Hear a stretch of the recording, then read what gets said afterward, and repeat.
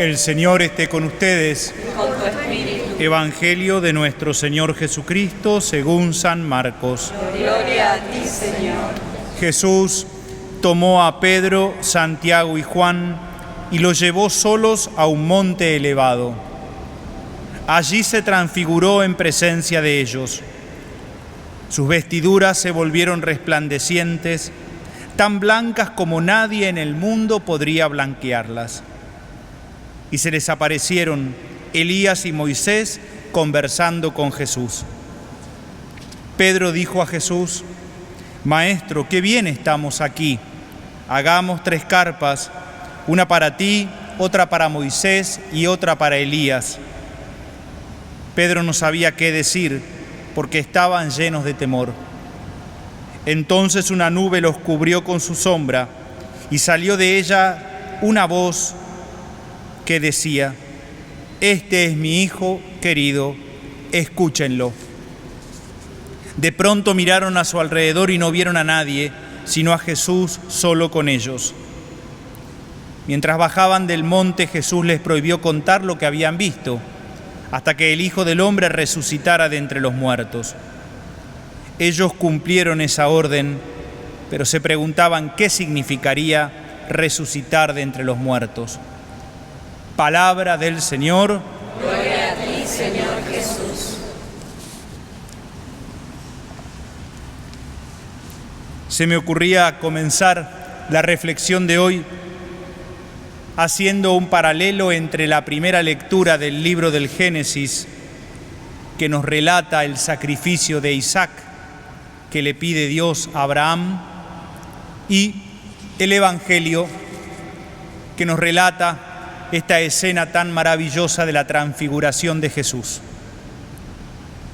Nos dice el Evangelio que Jesús llevó a 3 de sus discípulos a un monte elevado. Y me quiero imaginar cómo habrá sido esa subida. La subida a un monte elevado seguramente habrá sido con esfuerzo, habrá tenido momentos de cansancio en que se tuvieron que animar unos a otros para no quedarse quietos y no desbarrancarse. Habrá sido también esa subida un motivo de acompañamiento en el que se habrán unido mucho los 3 discípulos y Jesús.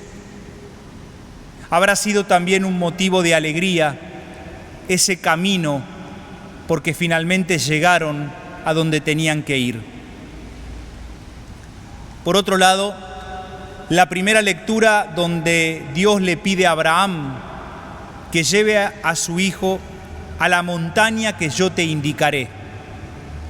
También ha sido ese un camino de su vida. Y me imagino cómo habrá sido ese camino. Y entonces entiendo que en el corazón de Abraham habrá habido mucho dolor. Habrá habido preguntas. Me costó tanto tener un hijo y ahora me pedís que lo sacrifique. Habrá habido seguramente en el corazón de Abraham angustia. Y por qué no pensar también, habrá habido en el corazón de Abraham un poco de bronca. Me estás pidiendo, Señor, lo que más amo en el mundo, mi hijo único Isaac. Entiendo que así es el camino también de nuestra vida, cuando nuestra vida también se hace cuesta arriba. Los discípulos y Jesús tenían que ir a un monte elevado. Abraham e Isaac tenían que ir a la montaña que Dios les iba a indicar. Los dos son caminos cuesta arriba, igual que nuestra vida, que a veces se nos hace cuesta arriba. Se nos hace cuesta arriba por los problemas económicos. Nuestra vida se nos hace cuesta arriba por problemas familiares, por problemas con la salud, por problemas con los vínculos en los que a veces no nos entendemos. Y entonces sentimos que la estamos remando. Hoy quisiera usar entonces la imagen de que la vida se nos hace cuesta arriba, como a los discípulos con Jesús y como también a Abraham, que llevaba al sacrificio a su hijo Isaac. Creo que la tentación, cuando la vida se nos hace cuesta arriba, es decir, no doy más. Cuando la vida se nos hace cuesta arriba, la tentación es abandonar y que nos arrastre la pendiente. Cuando la vida se nos hace cuesta arriba, la tentación es dejar y, en todo caso, ser arrastrados hacia abajo nuevamente a pesar de los golpes y de los accidentes que podamos tener. Entonces, me pregunto cómo habrá hecho Abraham para seguir. Entonces me pregunto cómo habrán hecho los discípulos para seguir. Y creo que en esas dos subidas hay coincidencias. La primera coincidencia es la confianza en Dios. Los discípulos tuvieron confianza en Jesús y por eso lo siguieron al monte elevado. Abraham tuvo confianza en la palabra de Dios y por eso, a pesar de todas sus preguntas, cargó leña y lo llevó a Isaac a esa montaña que Dios le indicaba. La confianza es algo que une a las dos subidas. Y lo otro que une a las dos subidas es la presencia de Dios. Dios no abandonó a Abraham, aunque la vida se le estaba haciendo cuesta arriba, con esa enorme prueba de sacrificar a su hijo. Dios no abandona la cuesta arriba que es ir al monte Tabor de los discípulos con Jesús, porque incluso cuando lleguen les va a mostrar toda su presencia de Dios cuando se transfigure, porque en definitiva la transfiguración de Jesús son esos momentos de luz que iluminan en nuestra vida las oscuridades. Y entonces en esos momentos de luz que se nos ilumina un poco la vida, es cuando sentimos que Dios no nos deja tirados, que Dios no nos abandona y que Dios nos sigue sorprendiendo. La vida se le había hecho cuesta arriba a Abraham, la vida se le había hecho cuesta arriba a los discípulos, pero confían en que Dios no los abandona y por eso siguen adelante. Quisiera pedirle juntos a Dios por todos nosotros, por todos los hermanos que la vida se les hace cuesta arriba, por todos aquellos que como Abraham viven momentos de mucha prueba, de preguntas y dificultades, por aquellos que quizá como aquellos discípulos no sabían a dónde estaban yendo con Jesús.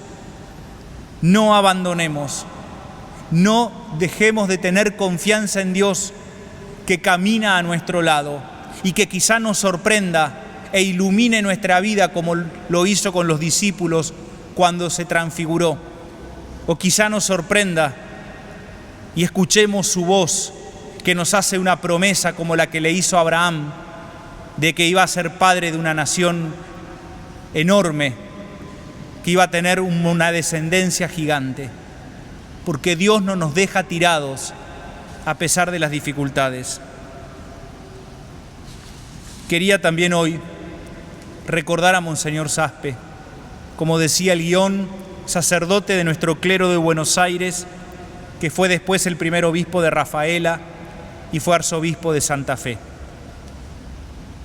Celebramos 40 años de su fallecimiento y digo celebramos porque su vida sigue siendo para nosotros iluminadora. Hay un texto que dice así, es de 1977 y creo que tiene una vigencia enorme. Dice Saspe, como en otras etapas de nuestra historia, llegaremos, aunque sangrando, a cubrir las heridas de la división y de la enemistad. Pero si no llegamos a una profunda comunión nacional, no habremos recorrido los espacios más específicos de la reconciliación cristiana. La Argentina necesita de una cierta unidad de criterios para desentrañar el sentido de su historia, juzgar el presente tan complejo y preparar su futuro. Una escala común de valores para afirmar la vida nacional y una cuota inmensa de paciencia y esperanza para recorrer esta etapa difícil y asegurar el encuentro definitivo de la nación. Estas palabras son de Monseñor Saspe de 1977, un momento oscuro y difícil de nuestra Argentina, pero creo que son actuales, porque la reconstrucción argentina también se nos hace cuesta arriba, porque hace años que venimos haciendo grandes esfuerzos y creo que más que nunca es hora de no bajar los brazos ni sentarnos al costado del camino a ver qué pasa. Creo que es hora de seguir caminando, de seguirnos animando los unos a los otros a que no bajemos los brazos, de seguir confiando en que Dios está con nosotros, con esa certeza enorme que nos da la fe. Y es poder decir con San Pablo, como dice la segunda lectura a los Romanos: si Dios está con nosotros, ¿quién contra nosotros? Amén.